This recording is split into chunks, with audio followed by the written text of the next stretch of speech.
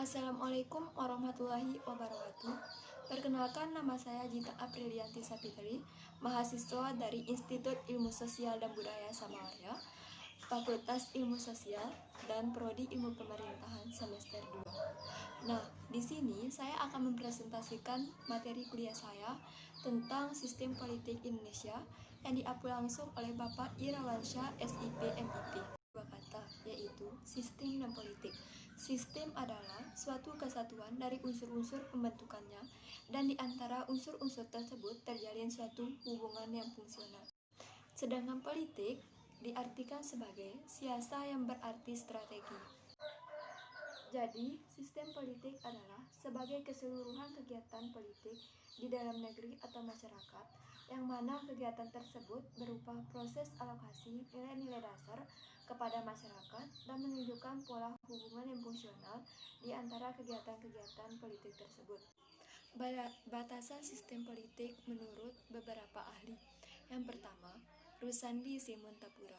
Sistem politik ialah mekanisme seperangkat fungsi atau peranan dalam struktur politik dalam hubungan satu sama lain yang menunjukkan satu proses yang langgeng.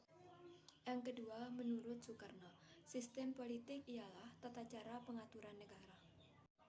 Yang ketiga, menurut David Easton, sistem politik ialah interaksi yang diabstrakkan dari seluruh tingkah laku sosial hingga nilai-nilai dialokasikan secara otoritatif kepada masyarakat. Yang keempat, menurut Robert Daw, sistem politik ialah pola yang tetap dari hubungan antara manusia serta melibatkan sesuatu yang luas dan berarti tentang kekuasaan, aturan-aturan, dan kewenangan. Dan yang kelima, menurut Almond, sistem politik ialah interaksi yang terjadi dalam masyarakat yang merdeka yang menjalankan fungsi interaksi dan adaptasi. Fungsi sistem politik. Yang pertama, kapabilitas, kemampuan sistem politik dalam menjalankan fungsinya atau eksistensi di lingkungan yang lebih luas. Yang kedua, konversi, kegiatan pengolahan input menjadi output, mulai dari penyampaian tuntutan, perangkuman tuntutan, dan tindakan pembentukan aturan, pelaksanaan peraturan, menghakimi, dan komunikasi.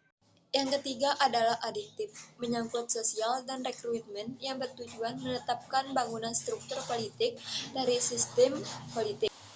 Menurut Almond, sistem politik memiliki 4 ciri-ciri. Yang pertama, memiliki kebudayaan politik. Yang kedua, menjalankan fungsi-fungsi. Yang ketiga, memiliki spesialisasi. Yang keempat, merupakan sistem campuran. Suprastruktur dan infrastruktur politik di Indonesia. Yang pertama, suprastruktur. Suprastruktur adalah badan atau suatu lembaga politik yang dibentuk oleh negara untuk menjalankan fungsi-fungsi kewarganegaraan. Fungsi suprastruktur politik. Yang pertama, menjalankan pengambilan keputusan yang dilakukan oleh lembaga legislatif dan lembaga eksekutif. Yang kedua, menjalankan pelaksanaan keputusan yang dilakukan oleh lembaga eksekutif. Yang ketiga, pengawasan pelaksanaan keputusan yang dilakukan oleh lembaga yudikatif.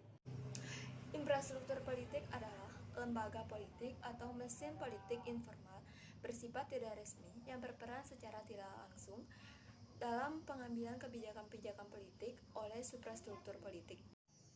Komponen infrastruktur politik. Yang pertama, partai politik. Yang kedua, kelompok kepentingan. Yang ketiga, kelompok penekan. Keempat, alat komunikasi politik. Yang kelima, tokoh politik. Fungsi infrastruktur politik. Yang pertama, pendidikan politik. Yang kedua, penentuan kepentingan yang beraneka ragam dan kenyataan hidup dalam masyarakat. Yang ketiga, agregasi kepentingan. Yang keempat, seleksi kepemimpinan.